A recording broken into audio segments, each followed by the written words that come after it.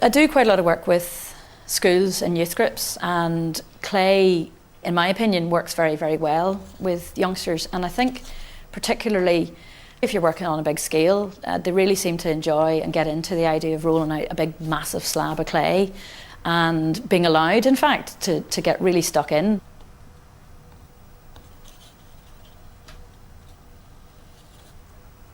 I don't really think about it in terms of passing on a skill as in a craft tradition or a ceramics skill as such.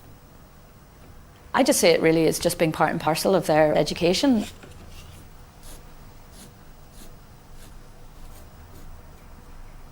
There probably is a lot of me in each piece I do. I don't feel overly sentimental about the pieces when they're done. You know, they're done and they're out there, and if you get feedback that somebody says, oh, you know, I've seen that piece down there and it looks great, or it's still looking great, or whatever, then that's part of the reward.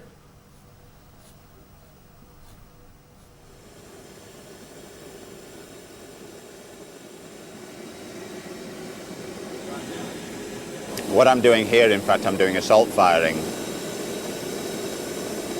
The overall feeling that I want for the piece, in fact, is tans and browns, but I want certain highlights. So you can see here, in fact, on the beard, I put a blue pigment, a cobalt pigment, and I've waxed over it.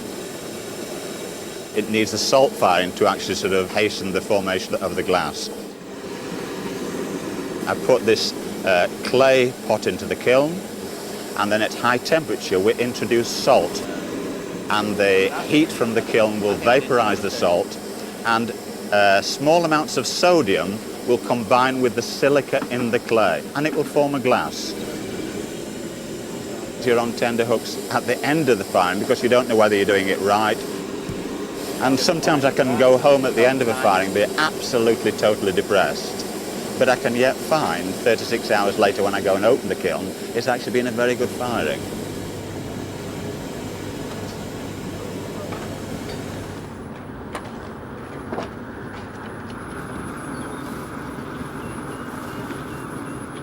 With raku firing, the pot is fired up to top temperature.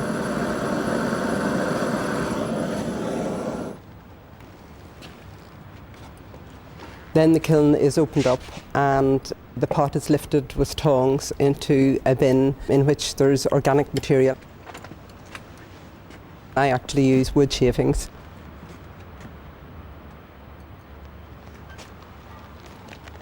The pot flames up when it goes into the wood shavings.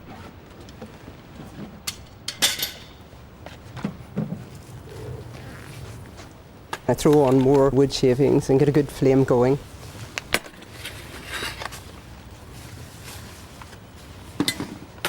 I always leave parts of the clay on the pot exposed so that they turn black, and you get a nice contrast between the glazed area of the pot and the blackened area of the exposed clay.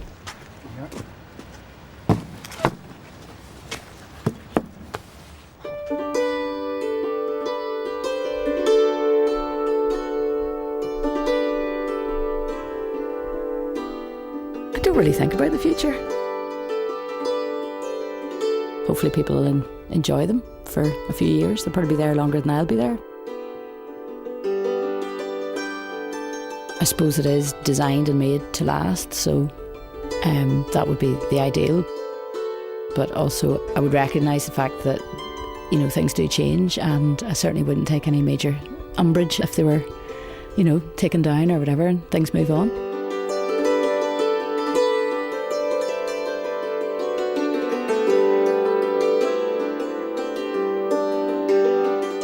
I'd like people to pick it up maybe and see that it worked well and that I had designed it to the best of my ability.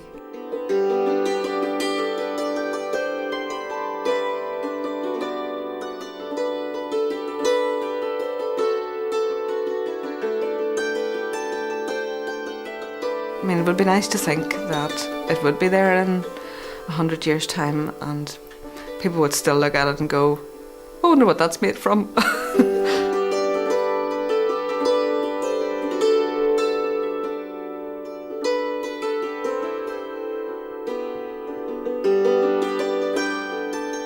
is absolutely fantastic. I have the ability of making something that will stay forever. Nothing else will. Metal won't, paintings won't, textiles, fabric, wood, everything will decay. Ceramics won't. And it would be nice to think also that it would give future generations pleasure.